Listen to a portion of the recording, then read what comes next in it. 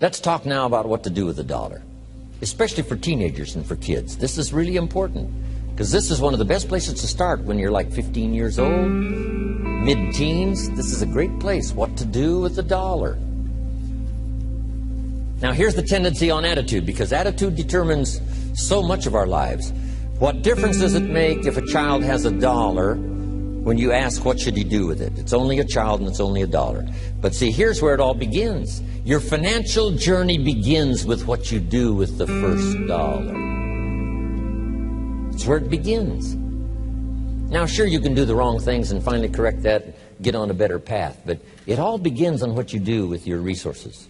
Jot this phrase down. It's one of the best for the weekend. Here's the two challenges of life. Number one, the development of our full potential. That's challenge number one. Challenge number two is the wise use of all our resources. That sums up life in general. The development of all of our potential and the wise use of all our resources. One of our resources is time, and we talked about that.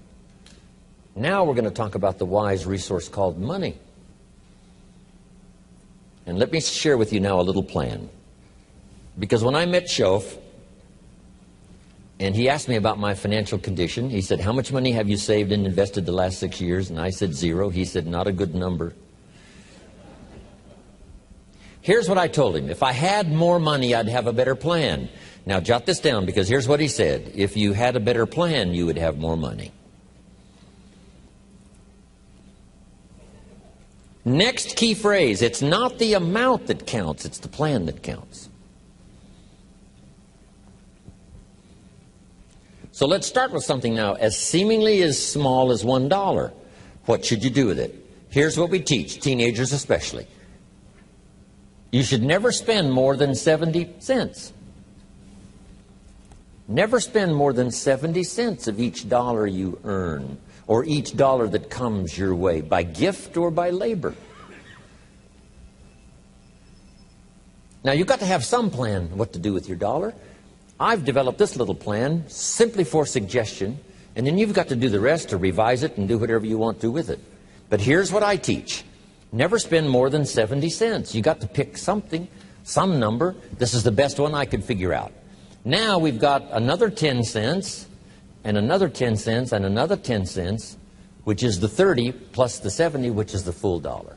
So we spend nothing more than 70 cents. Now what do we do with the other 30?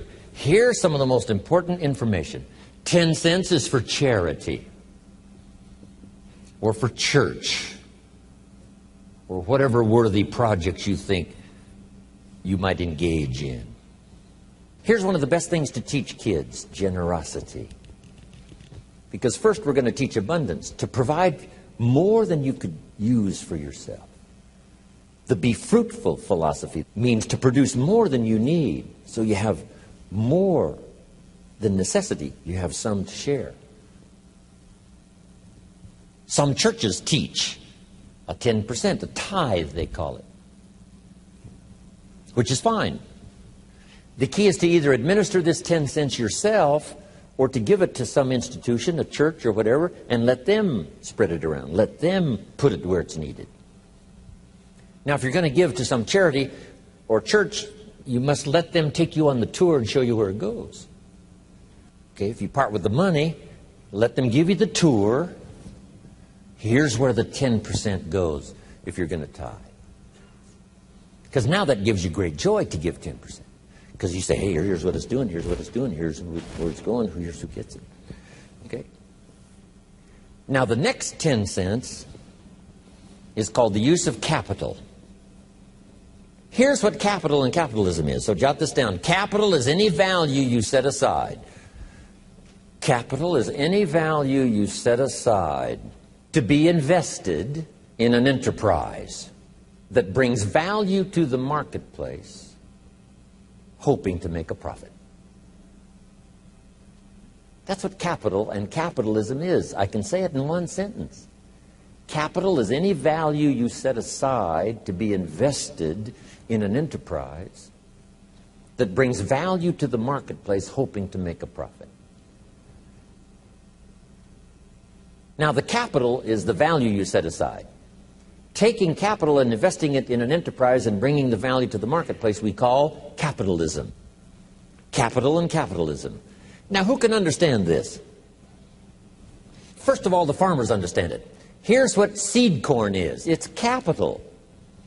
It's seed corn means the seed that you set aside to be planted in the ground, take care of in the summer, hoping to have a profit and a harvest in the fall. So the farmer sets aside his seed corn. Question, would he let his family eat it? No, this seed is not to be eaten. It's to be invested in the ground, to take a risk, cared for in the summer, harvested and multiplied in the fall. That's it. Now, the same is true of some of your money. If you set aside, and I suggest, part of your capital should be set aside for an enterprise to show a profit.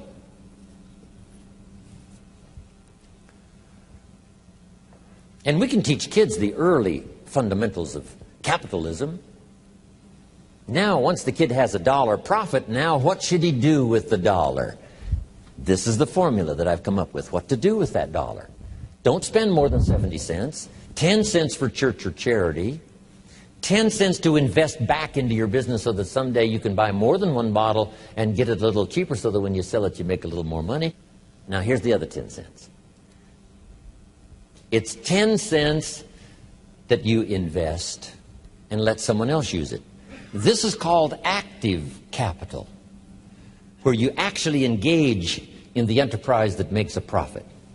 Now, another 10 cents is for passive capital, where you let someone use this 10 cents out of every dollar.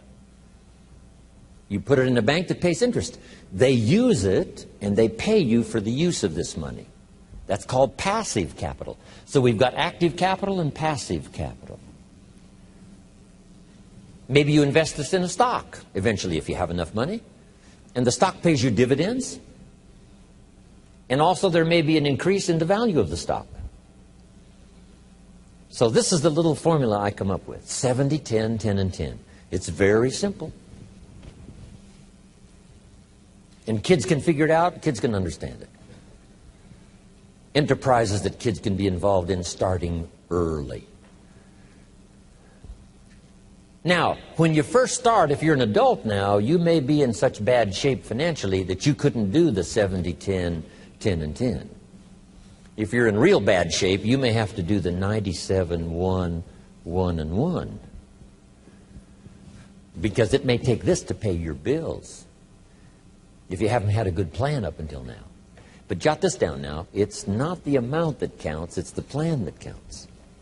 So let's say you were in such poor financial shape, you had to start 97, 1 for charity, 1%, another 1% for active capital, another 1% for passive. Now here's the key. To get these numbers starting up and get this number starting down. If you will actually do this, you can't believe how exciting it is to watch the numbers change. Remember what Shoaff said. If you will change what? Everything will change for you. If you start to change, I'm telling you, these numbers will start to change. And the first thing you know, these numbers keep going up, up, up, up, up, until finally you can get to the 70, 10, 10, and 10.